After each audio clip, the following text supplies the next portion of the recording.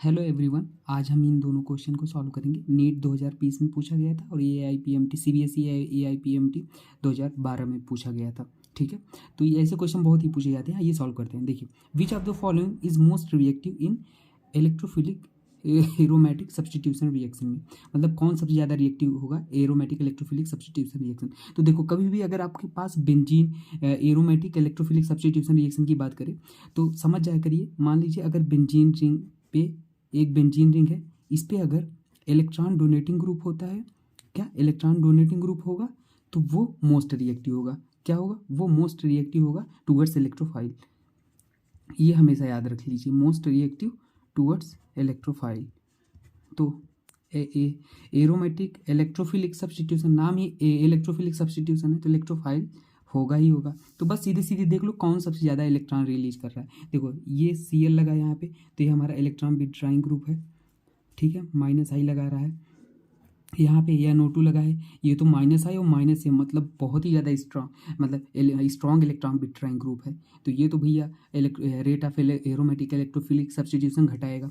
यहाँ पे देखो कोई ग्रुप नहीं लगा है, एटलीस्ट यहाँ ना तो घटाने वाला है ना तो बढ़ाने वाला है। लेकिन यहाँ पे देखो, यहाँ पे आपका ऑक्सीजन के ऊपर लोन पेयर है तो ये +M लगाता है। एक आपको बात और याद रख लेना, कभी भी बेंजीन रिंग के ऊपर एक एटम है, मान लो X है, उसके ऊपर क्या है, लोन पेयर है, तो हमेशा +M लगाता है। क्या लगाता है?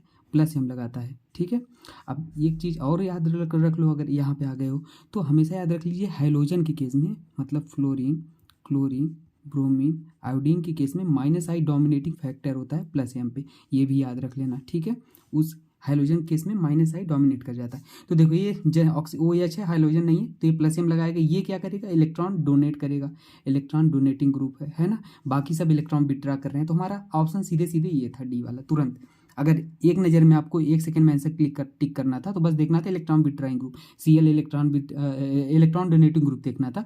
Cl इलेक्ट्रॉन विड्रॉइंग है, NO2 इलेक्ट्रॉन विड्रॉइंग है। इसमें ना तो इलेक्ट्रॉन विड्रॉइंग ना तो इलेक्ट्रॉन डोनेटिंग है। हाँ, इसमें इलेक्ट्रॉन डोनेटिंग लगाए, OH लगाए, तो इसलिए हमारा ऑप्शन नंबर ये हो जाएगा। ठीक है, टूवर्ड्स इलेक्ट्रोफाइल रेट पूछा था। ठीक है अब देखो, दूसरा क्वेश्चन भी कुछ इसी तरीके से, most reactive towards electrophilic nitration, मतलब नाइट्रेशन कराने पे अगर आप इसकी रिएक्शन कंसनट्रेटेड HNO3, आपको इतना ध्यान ही नहीं देना था, और H2SO4 से आप कराओगे तो आपको इलेक्ट्रोफाइल क्या मिलेगा? यहाँ पे NO2 मिलता है, NO2 प्लस। बस कुछ आपको घुमाया था नाइट्रेशन बोल के, कहने का मतलब यह एक तरह का इलेक्ट्रोफाइल है। फिर वही केस लगाना है कि मोस्ट रिएक्टिव कौन होगा electrophilic nitration towards electrophilic nitration, most reactive कौन होगा? देख लो, ये ग्रुप कैसा है? इलेक्ट्रॉन विड्रॉइंग ग्रुप है, COOH electron withdrawing, NO2 electron withdrawing.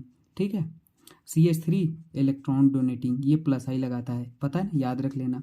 और यहाँ पे कुछ नहीं लगा है, तो देखो ये दोनों तो हमारा -I लगा रहे हैं। ठीक है, -I -M भी लगा रहे हैं, मतलब कहने का मतलब इलेक्ट्रॉन विड्रॉइंग ग्रुप है और ये हमारा इलेक्ट्रॉन डोनेटिंग ग्रुप है। और हमें क्या चाहिए? इलेक्ट्रोफिलिक रेट ऑफ, अगर इलेक्ट्रोफिलिक रिएक्शन में बताना है तो इलेक्ट्रॉन डोनेटिंग ग्रुप को खोजना है। तो CH3 हमारा क्या लगा रहा है? +I लगा रहा है, NO2 -I लगा रहा है। तो रेट अगर पूछा जाए सबसे ज़्यादा किस में होगा तो इसमें होगा, नाइट्रेशन में। ठीक है ना, most reactive towards electrophilic nitration.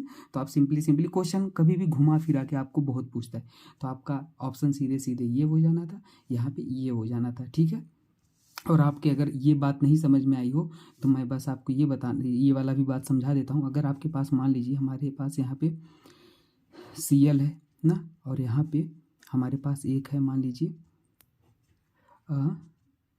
OH है। ठीक है, ठीक है, तो देखो, अगर आपसे पूछा जाए कि इसमें आपको +M लग रहा है कि -M लग रहा है, और कौन स्ट्रॉन्ग लगा रहा है। ठीक है, देखो इसमें भी लोन पेयर है तो हमारा +M लगेगा। मैंने बताया ना, किसी भी एटम के ऊपर अगर डायरेक्ट बेंजीन रिंग से डायरेक्ट एटम जुड़ा है उस पर लोन पेयर है +M, और इस पर भी लोन पेयर है तो ये भी हमारा +M लगा रहा है। ठीक है, अब आप ध्यान दीजिएगा, इस केस में ना हाइलोजन हमारा -I डोमिनेटिंग फैक्टर होता है किस पे? +M पे। ठीक है, इस केस में, लेकिन इस केस में हमेशा +M डोमिनेटिंग होगा -I पे। ठीक है, वैसे तो हमेशा +M डोमिनेट करेगा, मेसोमेरिक बहुत ही मजबूत होता है, लेकिन हाइलोजन के केस में -I डोमिनेट करता है +M पे। बस यही बताना चाहता था। ठीक है, ये आप याद रखना, ऐसे क्वेश्चन बहुत आते हैं, तुरंत डायरेक्टली हो जाएंगे। Okay, thank you.